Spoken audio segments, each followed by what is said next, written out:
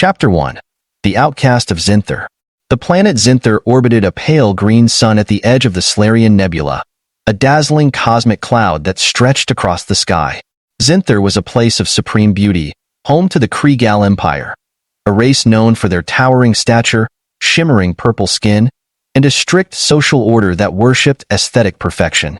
To be Kreegal was to embrace beauty in all things form, function, architecture, and even behavior. The entire society revolved around ideals of symmetry, grace, and visual brilliance. But not everything on Zinther adhered to these high standards. There was one being that defied the Kreegal sense of beauty, a small, misshapen creature that they called Vuk. It was a dog, or at least it resembled one in the crudest sense, though no one in the galaxy could ever pinpoint its species. The creature had a crooked posture, uneven patches of fur that looked like it had been burned in some places and left to grow wildly in others, bulging eyes that seemed to pop out of its head, and a pair of asymmetrical fangs that jutted from its mouth. Its tail was short and crooked, while its paws seemed too large for its stubby legs. To the Kreegal, Vuk was a horrid sight, living embodiment of imperfection. Vuk had been found by accident, scrounging around in the depths of one of the Empire's massive waste disposal zones. The Zintherans, who controlled everything on their planet down to the micro-level, would often dump things they considered undesirable into these zones. Art that had the slightest blemish, food that had the wrong hue, and, most tragically, any creature that did not meet their visual expectations. Vuk had somehow survived there for years, an oddity among the discarded, subsisting on whatever scraps the wasteland provided. It wasn't until a servant named Lykla, a low-born Kreegal woman assigned to clean the Imperial Palace's gardens, had discovered Vuk wandering among the outskirts that the creature found some semblance of a home. Lykla had always been different from her fellow Kreegals, more interested in the functionality of things rather than their appearance. She took pity on the ugly creature and smuggled it into the lower quarters of the palace, feeding it leftover scraps from the kitchens and providing it a corner in her tiny quarters to sleep. The other servants mocked her for keeping such a hideous pet. They called it a mistake, a living blemish that offended the eyes of anyone who looked at it. Some claimed that even the lowliest servant deserved better, but Lykla did not care. To her, Vuk had a spirit and a loyalty that none of the other Kreegal could see. The creature had intelligence in its large, awkward eyes, and though its appearance might disgust the Kreegal, Lykla had grown to love the creature. The Kreegal aristocracy had no time to waste on the likes of Vuk. To them, beauty was a form of power, and power was the only thing that mattered. Vuk was beneath notice, so they largely ignored its presence. The creature was allowed to wander the palace grounds, so long as it did not intrude on the more sacred spaces or offend any noble's delicate sensibilities. One fateful day, however, that all changed. The royal family was hosting a diplomatic event, an annual gathering of representatives from allied species and powerful factions in the galaxy. The Kreegal always used these events to flaunt their beauty and perfection, believing that the elegance of their people would cement their status as one of the galaxy's most influential empires. It was during this event that Vuk, wandering too close to the grand hall where the dignitaries were gathered, caught the eye of an off-worlder. The dignitary, a representative from the Vorans, a race of scientists known for their pragmatic and analytical minds, was instantly captivated by Vuk. The Vorans, unlike the Kreegal, placed little emphasis on beauty. They were more concerned with function, utility, and biological uniqueness. Vuk's odd appearance, which was abhorrent to the Kreegal, intrigued the Voran diplomat. "What is this creature?" the Voran asked, staring at Vuk with what seemed to be genuine fascination. The Kreegal noble, who had been giving the Voran a tour, flinched in disgust as he looked at the ugly dog. "That thing," he said, waving a hand dismissively. "It is a lowly, insignificant animal. A vermin. Pay it no mind, Ambassador." But the Voran was not so easily dissuaded. "A vermin? No. This creature seems quite remarkable. I have never seen anything like it in all my travels." Lykla, who had been standing quietly among the servants, felt a nervous flutter in her chest. She could see the growing interest in the Voran's eyes, and that made her uneasy. The Kreegal dismissed Vuk as an oddity, but the Voran was studying the creature with a level of intensity that was out of place. "It has no value," the noble insisted, clearly irritated that the diplomat was more interested in Vuk than in the grand architecture and beauty of the palace. On the contrary, the Vorin replied, stepping closer to where Vuk stood, tail twitching nervously. I think this creature might be of great value. I would be most interested in studying it further. Lycala could feel her heart sink. The Vorin wanted to take Vuk. No one had ever cared about the creature before, and now, suddenly, this off-world scientist was looking at it like it was some rare, precious specimen. She feared what that could mean for Vuk. The Vorins were known for their experiments, and she shuddered to think what kind of study they might subject the poor creature to. Before the Kreegal noble could respond, the Imperial Prince, Valather, swept into the grand hall, his shimmering silver robes flowing behind him like liquid light. Valather was known across the galaxy for his beauty. He was tall, elegant, with piercing violet eyes and hair that cascaded down his back like a silken waterfall. Every motion he made was graceful, every word perfectly calculated to enhance his royal presence. When Valather spoke, the room listened. Ambassador Orvok, Valather greeted the Vorin, his voice smooth as velvet. I see you've taken an interest in one of our lesser creatures. The Vorin nodded. Yes, Prince Valather. This beast is unlike anything I have encountered. I would be most eager to take it with me for study. Valather raised an eyebrow, glancing down at Vuk with a mixture of disdain and curiosity. This thing? He let out a small, almost amused chuckle. You would find little use in such an ugly and insignificant creature. But the Vorin was not swayed. I disagree, Your Highness. Sometimes the most unassuming creatures possess the most unique traits. I am willing to offer a substantial sum for it. Lycala felt her stomach turn. It was as she feared. The Vorin was going to buy Vuk like some kind of object, and the Kreegal would happily sell it without a second thought. The poor creature would be shipped off to some alien laboratory, prodded and examined, and who knew what else. She had to do something. But before she could even open her mouth to protest, Vuk, sensing the tension in the air, suddenly let out a sharp, high-pitched yelp. The sound was so jarring and unexpected that it echoed through the grand hall, causing every dignitary to turn and stare at the ugly creature. In the silence that followed, Vuk did something no one could have predicted. It began to glow. Chapter 2. The Awakening. The soft, golden glow that began to radiate from Vuk caught everyone in the grand hall by surprise. At first, it was subtle, a faint shimmer around the dog's misshapen body, almost like an illusion caused by the hall's intricate lighting. But within seconds, the glow intensified. The once dismissed creature, seen as nothing more than a blight on the palace grounds, now commanded the attention of every dignitary, servant, and noble within the hall. The Kreegal, whose society worshipped beauty and elegance, were horrified. They had always prided themselves on control, on knowing every detail of their environment. But here, in the midst of their most prestigious gathering, something was happening that they could neither predict nor understand. Prince Valather took a step back, his face twisting into a mask of disdain and confusion. What is the meaning of this? He demanded, his once smooth voice now laced with uncertainty. Vuk, the creature whose existence had been treated as an unfortunate mistake, let out another yelp, a higher-pitched sound, almost like a howl that reverberated through the room. And as it howled, the glow transformed into something far more dramatic. Vuk's once uneven fur began to smooth out. Its eyes, once bulbous and unsettling, now gleamed with an otherworldly brilliance. The creature's misshapen body seemed to straighten, the crooked legs lengthening, its hunched posture giving way to a more regal form. Lycala, standing among the other servants, watched in awe. She had always believed there was something more to Vuk, but never in her wildest dreams could she have imagined this. The Dogno, the being before her, was changing into something entirely different, something powerful. She could see the Vorin ambassador's eyes widen in fascination, and even the most arrogant of the Kreegal nobles were at a loss for words. The glow continued to brighten, illuminating the hall with a golden hue that outshone even the grandeur of the palace's crystalline chandeliers. And then, as suddenly as it had started, the transformation was complete. Vuk no longer resembled the ugly, pitiful creature he had been moments ago. Instead, before the gathering stood a majestic, ethereal beast, almost wolf-like in appearance, but with an unmistakable aura of power. Its fur gleamed like polished metal, silver and gold interwoven in intricate patterns. Its eyes, once lopsided and grotesque, now glowed with a deep blue light, exuding intelligence and wisdom. Its body was lean but muscular, exuding strength and grace in equal measure.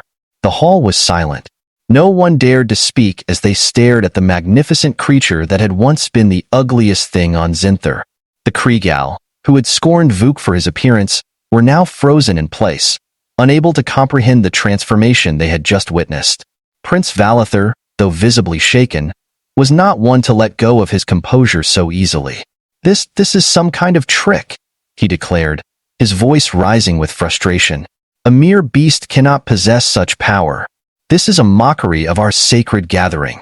The Vorin ambassador, however, had a different reaction. Stepping forward, he bowed slightly toward the newly transformed Vuk, his voice filled with reverence. "Your Highness," the ambassador began, addressing the prince, "this is no trick. What we are witnessing here is something far beyond our understanding. This creature, this being, is not just any animal.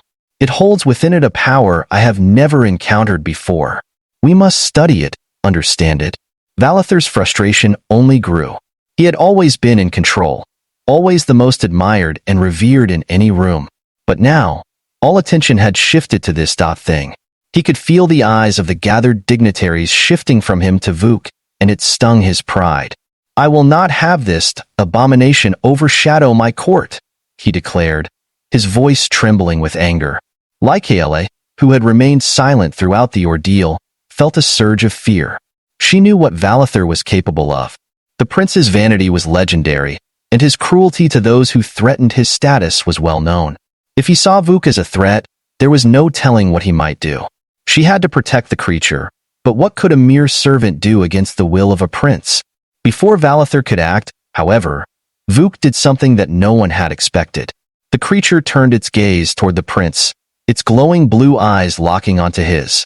For a moment, the entire room seemed to hold its breath. And then, in a voice that echoed with ancient authority, Vuk spoke. "I am no abomination," the creature said, its voice resonating with a deep, otherworldly timbre. "I am more than you can comprehend. For centuries, I have hidden in the shadows of your empire, watching, waiting. You, Kriegal, who value only what your eyes can see, have forgotten the true meaning of strength and beauty." The crowd gasped. A talking beast? This was unheard of in the Kriegal Empire. Beasts did not speak, especially not to nobles.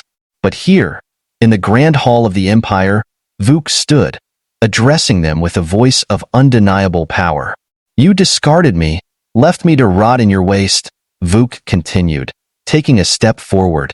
"But now, you will see that true power comes not from how one looks but from the spirit within." Prince Valather, his face pale, tried to regain control. "You dare speak to me? You dare challenge the Kriegal Empire?" Vuk's eyes narrowed. "It is not a challenge. It is a revelation. Your empire is built on shallow foundations. You have forgotten the ancient ways, the balance of all things. You will see that beauty without substance is nothing more than an illusion." Before anyone could react, Vuk's body pulsed with energy, sending a shockwave through the room. The very walls of the palace seemed to tremble as the power emanating from the creature rippled outward. Several dignitaries stumbled back, fear etched on their faces. Valather, however, stood his ground, his pride unwilling to let him back down. "You may have some strange power, beast," he sneered, "but you are still nothing compared to the might of the Kriegal." With a flick of his wrist, the prince summoned his royal guard, a group of heavily armored warriors who quickly encircled Vuk, their weapons drawn and ready. But Vuk did not flinch. Instead, he looked directly at Lycaele, who had been watching in stunned silence. "You," Vuk said, his voice softer now but still commanding, "you showed me kindness when no one else did. For that, I will give you a gift." Lycaele felt her heart race. A gift? From Vuk? Without warning, a beam of golden light shot from Vuk's eyes, enveloping Lycaele. The moment the light touched her, she felt a surge of energy course through her body, lifting her off the ground. She gasped as the light surrounded her, filling her with warmth and power. When the light finally faded, Lycala stood, transformed. Her once plain servant's clothing had been replaced by radiant armor that shimmered with the same golden hue as Vuk's fur. Her body felt stronger, more agile, and her mind clearer than ever before. She looked down at her hands, feeling the new strength within them. Vuk turned back to Valather, his voice calm but firm. She is the true heart of your empire, not you. And with her, a new era will begin. Chapter 3. The Fall of Arrogance. The grand hall was filled with a silence that was almost deafening. Lycala, now standing tall and radiant in her shimmering golden armor, was a stark contrast to the trembling Kreegal nobles who had once looked down on her. Even Prince Valather, the epitome of Kreegal beauty and arrogance, found himself at a loss for words.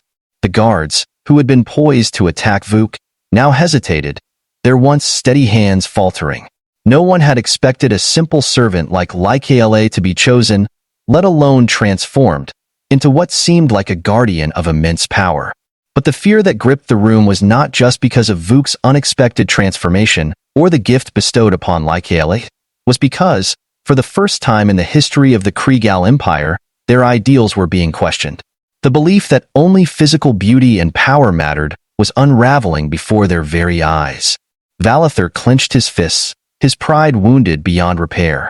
You dare turn a mere servant into something more, he spat, his voice shaking with fury. You, a creature of filth, have no right to decide the fate of this empire. Vuk's blue eyes, glowing with an ancient wisdom, softened as they rested on the enraged prince. It is not for you to decide who is worthy and who is not, Vuk said calmly. You have ruled with vanity, cruelty, and ignorance for far too long. The universe has a way of humbling those who place themselves above others. Lycala, still trying to process the immense change within her, stepped forward, her voice more confident than it had ever been. Prince Valather, you and the other nobles have lived in a world of illusion. You've built your empire on the backs of those you deem lesser, never once considering their worth beyond appearances. Her words echoed through the hall, and many of the servants, still watching from the shadows, felt a surge of hope they had never known. The prince's face flushed with rage. You speak of worth? You, a mere servant, dare to lecture me on worth? His voice rose to a shout as he raised his hand, signaling his guards to strike. The guards, however, remained rooted in place. They, too, had witnessed the transformation of Vuk and Lycala, and though they were sworn to obey the prince, something held them back. The power radiating from Vuk was unlike anything they had ever encountered. It was not the brute strength or overwhelming might that they were trained to face. It was something far deeper, something primal and ancient. Valather, seeing their hesitation, snarled. Fools, are you afraid of a creature and a servant? Strike them down. But before the guards could react, Vuk made his move. With a simple gesture of his paw, a pulse of energy surged through the hall, sending the guards flying backward without so much as a touch. They crashed into the walls, their weapons clattering to the floor, their bodies immobilized by an invisible force. Valather staggered back, his confidence shattered. For the first time, he felt fear creeping into his heart. What are you? He whispered, his voice barely audible. Vuk stepped forward, his glowing blue eyes piercing through the prince's bravado. I am not what you think, Valather. I am a guardian of balance, a protector of the forgotten and the discarded. For too long, your empire has forgotten what it means to be just, to be kind, to see beyond the surface. Lycala, her golden armor gleaming, stood beside Vuk, her heart filled with a sense of purpose she had never known. She had been ignored, ridiculed, and treated as nothing her whole life. But now she was something more. She was a symbol of change, of hope for those who had been cast aside like Vuk. The Vorin ambassador, still watching from the sidelines, could not contain his curiosity any longer. This powered IT is not of this world, is it? He asked, stepping forward cautiously. Vuk turned to the ambassador, nodding slightly. You are correct, ambassador. I am not of Zinther, nor am I bound by its rules. I come from a place far beyond your understanding, a place where beauty is not defined by appearance, but by spirit. The Vorin's eyes gleamed with fascination. This could change everything. The way we see the galaxy, the way we see ourselves. Indeed, Fook replied. But that change must come from within. The Krigal have lived in ignorance for too long, blinded by their obsession with aesthetics. Now, they must learn that true beauty lies in the soul, in the kindness one shows to others, and in the strength of character. Valather, refusing to accept defeat, scrambled to his feet, his face contorted in fury. "I will not allow you to ruin everything we have built," he shouted, reaching for a ceremonial blade that hung from the wall. With a swift motion, he lunged at Vuk, the blade aimed directly at the creature's heart. But before the blade could make contact, Lycala moved.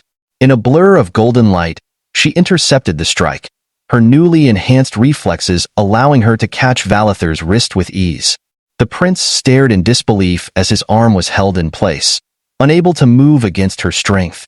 "You've lost, Valather," Lycala said softly, her voice filled with a mixture of pity and resolve. "The time of cruelty and vanity is over. You must let go of your pride." Valather's eyes widened in horror as he realized the truth. He had been bested, not by a powerful army or a great political maneuver, but by a creature he had once dismissed as ugly and a servant he had never even noticed. His entire worldview crumbled around him, and for the first time in his life, he felt powerless. With a final cry of rage, Valather collapsed to his knees, the blade slipping from his hand and clattering to the floor. The Grand Hall, once filled with the pomp and splendor of the Krigal Empire, was now silent. Vuk stepped forward, his glowing eyes still fixed on the broken prince. "It is not too late to change," he said softly. "There is still a chance for redemption, for your people to learn from their mistakes." But Valather, his pride too wounded, could only stare at the ground in defeat. He said nothing, his spirit shattered beyond repair. Lycala, feeling the weight of her new role, turned to the gathered dignitaries and nobles who had watched the entire exchange in stunned silence. "This empire must change," she said, her voice carrying throughout the hall. "We cannot continue to live in a world where only appearances matter. We must learn to value the things that truly make us strong: kindness, compassion, and the ability to see beyond what our eyes show us." The nobles, who had always prided themselves on their beauty and status, looked at one another uneasily. For the first time, they were forced to confront the possibility that their way of life, the very foundation of their society, had been built on a lie. The Vorin ambassador stepped forward once again, his voice thoughtful. "Perhaps this is not just a lesson for the Krigal," he mused.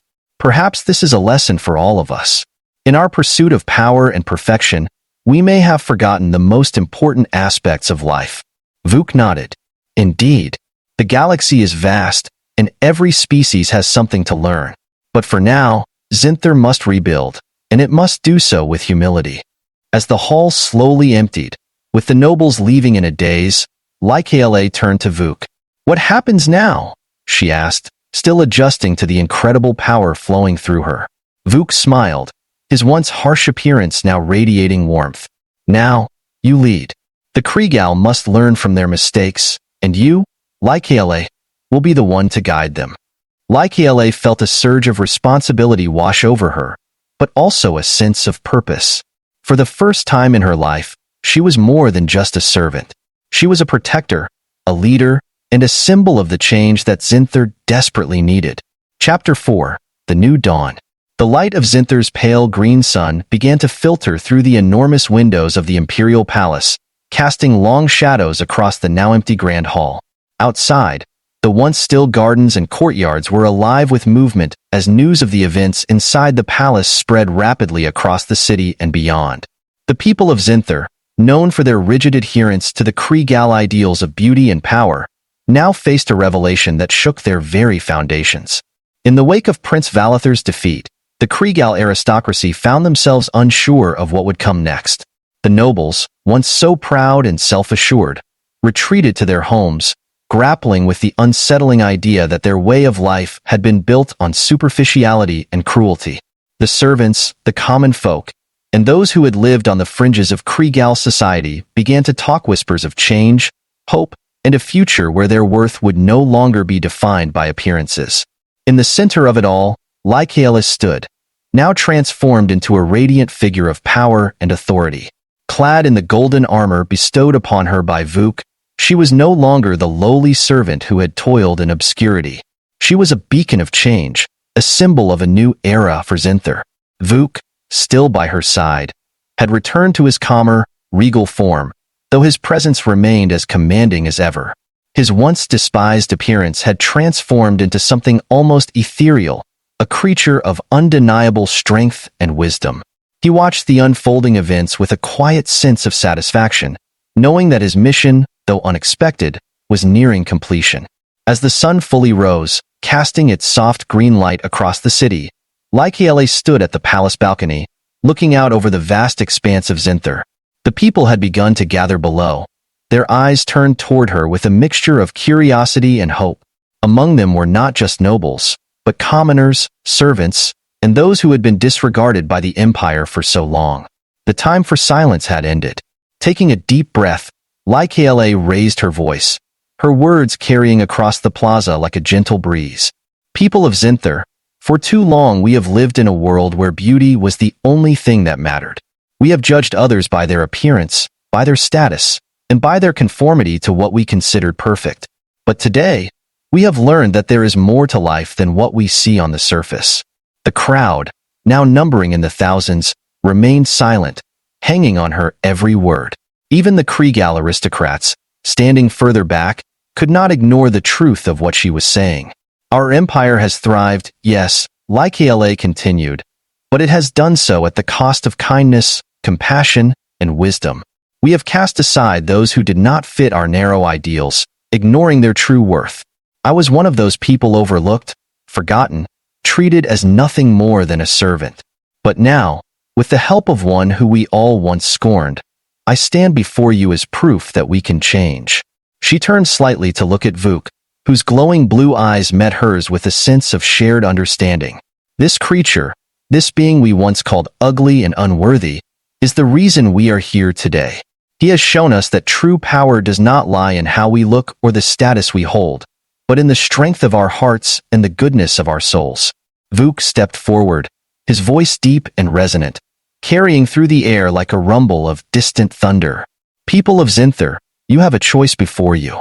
You can continue to live as you always have, clinging to ideals that no longer serve you. Or, you can embrace a new future one where worth is measured by one's actions, one's character, and the kindness one shows to others. The crowd stirred, a ripple of emotion moving through them. The Kregal had never been asked to reflect on their values in this way before. It was unsettling, but also liberating. For the first time, they were seeing beyond the superficial, beyond the masks they had worn for so long. Lycaele took a deep breath and spoke again, her voice steady and strong. I cannot promise that change will be easy. There will be challenges, and not everyone will be ready to accept this new way of life. But I believe, with all my heart, that we can build a better Zinther where no one is judged by their appearance, but by the content of their character. From the crowd, a single voice called out a servant, his hands trembling as he stepped forward. How do we begin? He asked, his voice wavering with uncertainty. Lycaele smiled gently. We begin by seeing each other for who we truly are, not what we look like. We begin by offering kindness instead of judgment, by lifting each other up instead of tearing each other down. And we begin by understanding that everyone, no matter how small or different, has value. The Vorin ambassador, still watching from the side, nodded approvingly. This is the beginning of a new era, not just for Zinther, but for the galaxy, he murmured. Perhaps we all have something to learn from this. The transformation of Zinther was not instantaneous, nor was it without resistance. Many of the old aristocrats, steeped in their traditions of beauty and power, struggled to accept the new way of thinking. But they could not deny the change that was spreading throughout the empire. The servants and commoners, once overlooked and forgotten, began to find their voices. Those who had been cast aside for their appearance were now embraced for their talents, their wisdom, and their hearts. Lycaele, with Vuk by her side, led the charge for reform. She implemented new laws that prohibited discrimination based on appearance or status.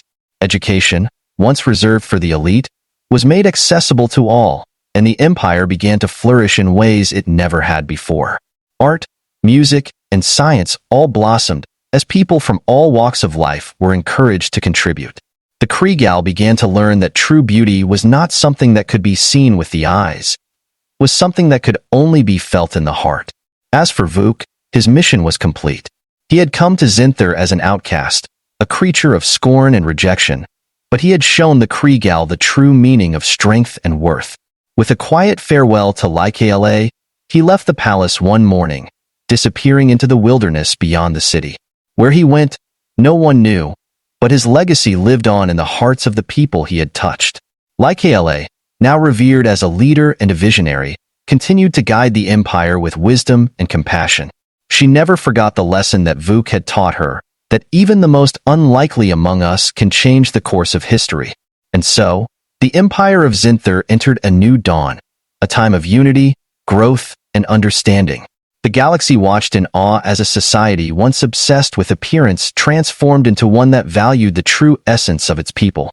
And through it all, the memory of Vuk, the creature once neglected and despised, lived on in the hearts of the Kriegel. His story, and the story of the servant girl who had loved him, would be told for generations to come. The galaxy would never forget the day that the ugliest creature in the empire became its greatest hero.